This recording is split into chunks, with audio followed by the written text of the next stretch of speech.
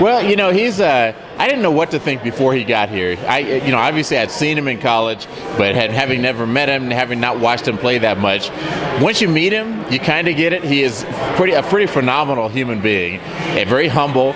And then when you see him play, he's a playmaker. I mean, he's exciting. And so I predict that the Broncos won't necessarily win more games with Tebow than they would with Kyle Orton, but their losses will be much more exciting. And, so I think the Broncos are looking for something. The team is, and the city and the state, looking for someone they can believe in, someone they can have hope with. And Tim Tebow kind of embodies that right now, and I hope that he can survive it. The rookie is awesome. I watched him a lot. We was at Texas A&M. I didn't know the Broncos was going to draft him. I'm a real big football fan, and also watch the guys who play linebacker because that's what I know about. But the guy is awesome. He's fast, he's big, and his upper body, he got tremendous upper body strength. I just think he's going to be awesome. Now, one of the things you have to do is make that transition. We've heard a little bit that maybe he got benched on a couple of plays. Got 5 sacks already. He's on his way to having a 16-sack season. But making that transition to the NFL, what's your advice for him? What are some of the things you have to adjust to? I think the biggest thing right now is that the NFL players are a lot faster and a lot stronger. But Von, he's already ready. Like I said, he's got size, strength, and he has the speed. And coming off that end, I just love watching him there. He's been taught well over at Texas A&M. You know how to drop the shoulder, dip the shoulder, even he do the power rush also.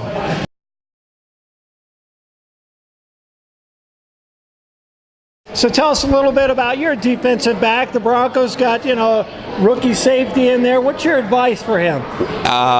Stay deep. Stay deep. Stay deep. And from what I understand, Rahim Morris is not starting today.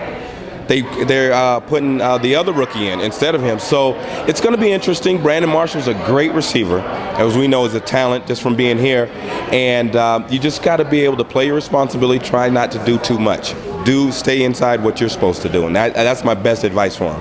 Now, you've had some matchups back in your day playing defensive back for the Broncos. Tell me about some of the toughest matchups for you. Well, since I'm only 5'10", anyone taller than me was tough. So you got Sterling Sharpe, Chris Carter, Anthony Carter. Those guys are all 6'2", 6'3", and above. Those guys were always tough for me because they're just so much taller than me, 4 or 5 inches. And, just being a short guy, you have to be quick. Don't let them get their hands on you.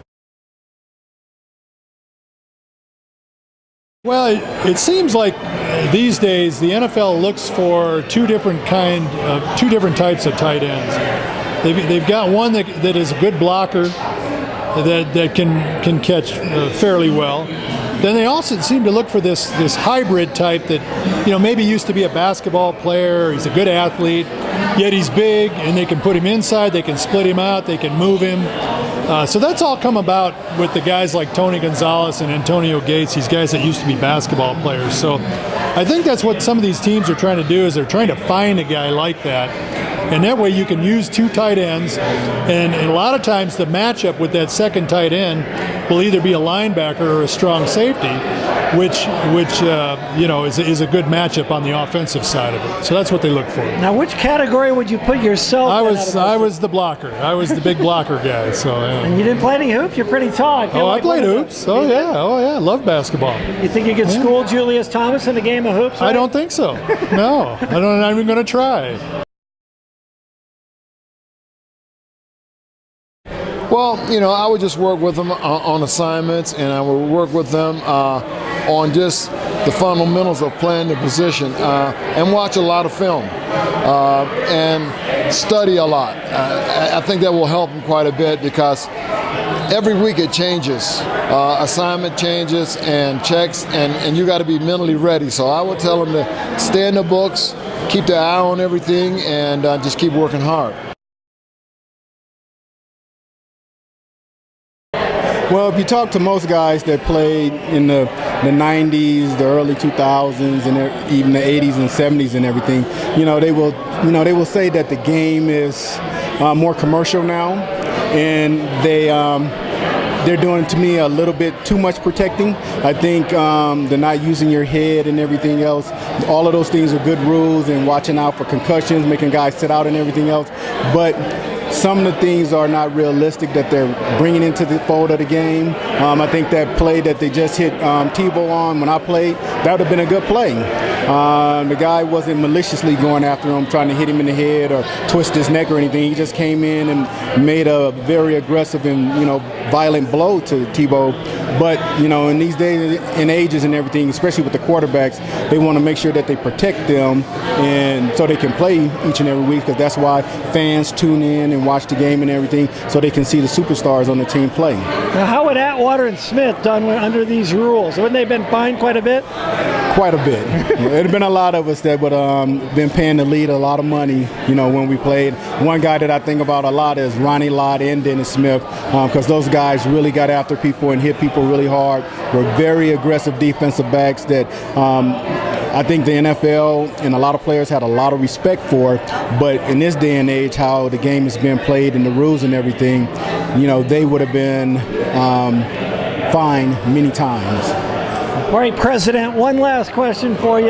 Talking of hard licks, when you think back of your playing days, is there any particular play that just kind of left you thinking about it for a long time, like, wow, that really hurt, that's NFL-type contact? Well, it's a couple of them. I can remember we was playing the Houston Oilers one time, and too bad it was one of my own teammates that hit me, but a receiver was running a crossing route, and I came and I was making a tackle, and I was pulling him down to the ground, and Steve Atwater, and we used to say he had a real bad radar, so if you're watching this, Steve, I'm letting everybody know you had a bad radar. He hit anything that moved. And so I was pulling the guy down to tackle him, and Steve came in and hit me right in the ribs and knocked the wind out of me and everything else, and that's one of the hits I'll never forget. Well, I always make it's not a joke, but I remember Earl first year, and the year before that we was going to improve on our tackling, and the coaches kept reminding, get your head over in front of him, get your head over in front of him, and don't try to arm tackle. So during his rookie year preseason game, he's running to the left, and I took off, and it would be to my right, and I put my head in front of him. He caught me with one of those big thighs. Coach, that's what I'm talking about. Get your head in front of him. I went, yeah, he almost killed me. Yeah, thanks a lot for that advice, Coach. Did you make the tackle, though? Oh, make the tackle. Oh, yeah, you got to make the tackle when you put that head over there. Did you point at him? Did you do anything afterwards? I jumped up and said, that's where it's going to be all day.